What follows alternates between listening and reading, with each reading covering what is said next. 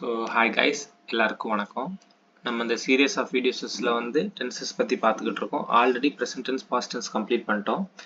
இப்போ வந்து ஏதோ ஒரு ரெண்டு டென்ஸுக்கு என்ன டிஃபரன்சஸ் இருக்குன்னு கம்பேரிசன் பண்ணிட்டு இருக்கோம். அதில் ஃபர்ஸ்ட் வந்து பாஸ்ட் சிம்பிளுக்கும் பாஸ்ட் பர்ஃபெக்ட்டுக்கும் இருக்கிற டிஃபரன்சஸ் வந்து பார்க்கலாம். ஃபர்ஸ்ட் வந்து பாஸ்ட் சிம்பிளில் was Tom there when you arrived. அதோட ஆன்சர்ஸ் வந்து yes but he left soon afterwards.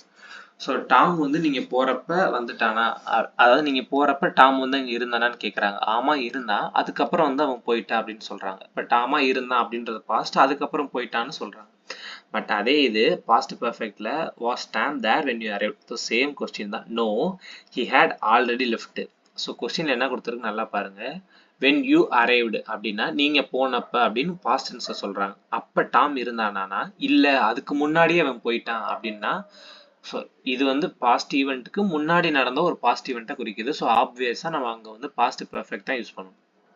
So next example, Kate was not at home when I phoned. நான் ஃபோன் பண்ணுறப்ப கேட் வந்து வீட்டில் இல்லை, ஏன்னா she was at her mother house. அவங்க வந்து மதர் ஹவுஸில் இருந்தாங்க, அவங்களோட அம்மா வீட்டில் இருந்தாங்க. ஸோ இதே இது பாஸ்ட் பர்ஃபெக்ட்ல எப்படி இருக்குன்னு பாருங்க.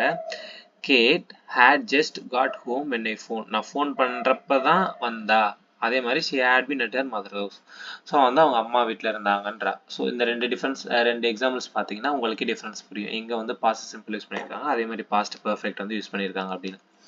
ஸோ நெக்ஸ்ட் கம்பேரிசன் வந்து பாஸ்ட் கண்டினியூஸ்க்கும் பாஸ்ட் பர்ஃபெக்ட் கண்டினியூஸ்க்கும் வந்து இதே வாஸ் ஐஎன்ஜி அப்படின்னா பாஸ்ட் கண்டினியூஸை சொல்கிறாங்க. ஹேட் பீன் ஐஎன்ஜி, அந்த ஐஎன்ஜின்றது verb plus ING. So was verb plus ing na past continuous and had been verb plus ing அப்படின்னா past perfect வந்து continuous. So it wasn't raining when we went out. நாங்க வெளியில போறப்ப மழை இல்ல அப்படின்னு நார்மலா சொல்றாங்க. ஸோ அங்க வந்து past continuous.